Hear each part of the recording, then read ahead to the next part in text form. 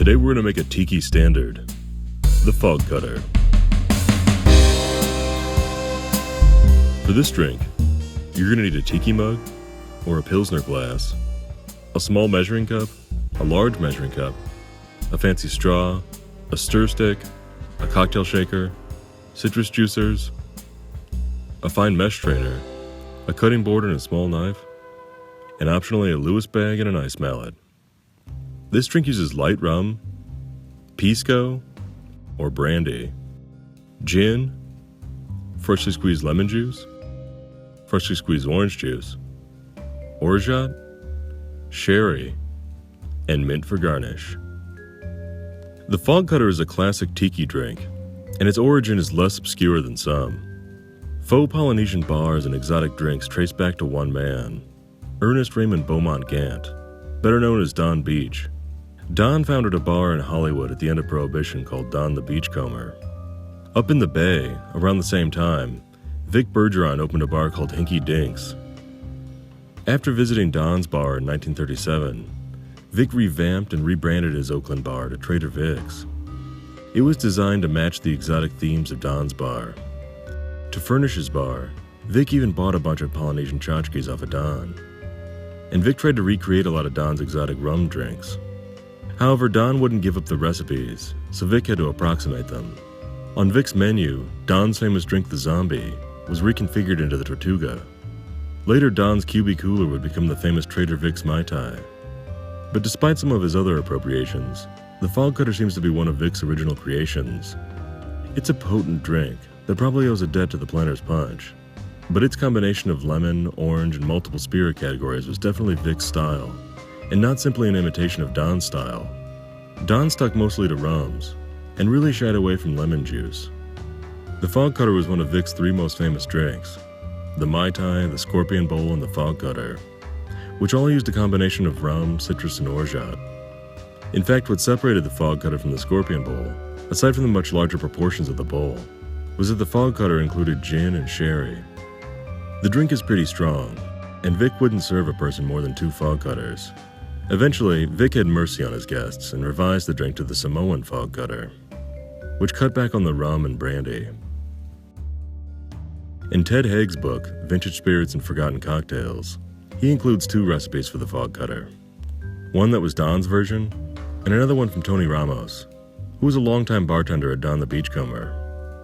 Ramos claims that the drink, the Fogcutter, originated at a bar in Hollywood called Edna Earl's Fogcutters.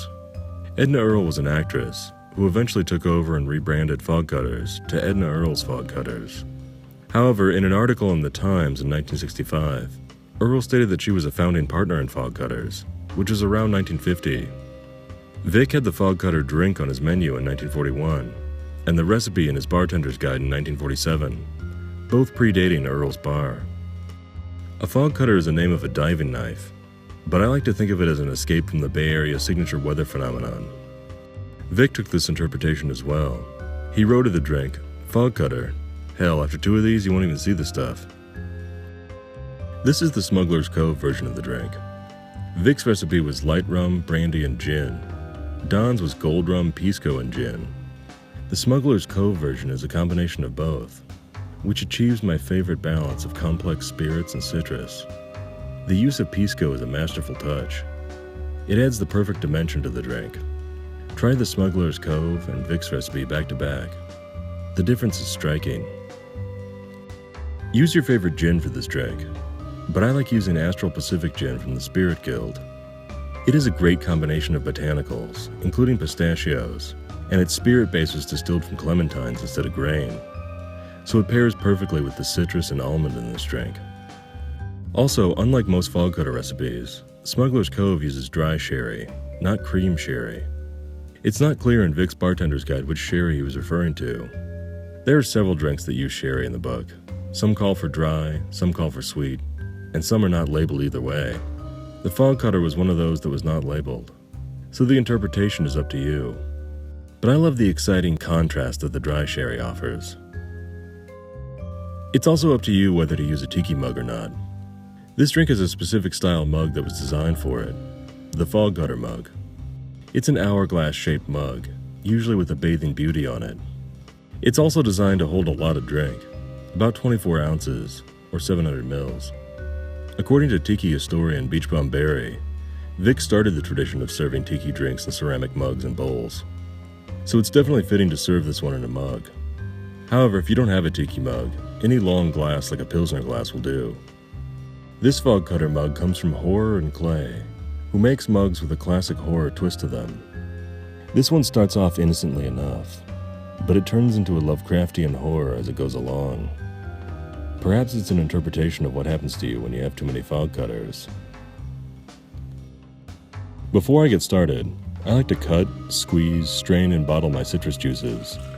That way it's easier to pour when it comes time to measure. Next, beat up some ice. Add ice cubes to the Lewis bag and roll it up. If you don't have a Lewis bag, you can use a bar towel. Just fold it up so the ice can't escape. With the Lewis bag rolled, start pounding it like it's a British currency. Then measure out 12 ounces of crushed ice and set it aside. Next, measure 2 ounces of rum. Add that to the shaker. Measure an ounce of Pisco. Add that to the shaker. Measure half an ounce of gin. Add that to the shaker. Measure half an ounce of Orgeat. Add that to the shaker. Measure an ounce and a half of lemon juice. Add that to the shaker. Measure an ounce and a half of orange juice. Add that to the shaker. Add the 12 ounces of crushed ice and 3 or 4 ice cubes to help stir the pot. Give everything a good shake to chill it down and give it some dilution. Whack the rim of your mug with a mint sprig to release some oils and give it that great aroma. Then pour the contents of your shaker unstrained into your tiki mug. Top it off with some more crushed ice. Measure out half an ounce of sherry and float that on top of your drink. Pop in your mint for garnish, then work in your stir stick and fancy straw. And there you have it, a drink to clear your mind of your troubles, and pretty much everything else. The Fogcutter, a Luna. Click here for more videos. Be sure to subscribe, and check us out on Facebook, Twitter, and Instagram.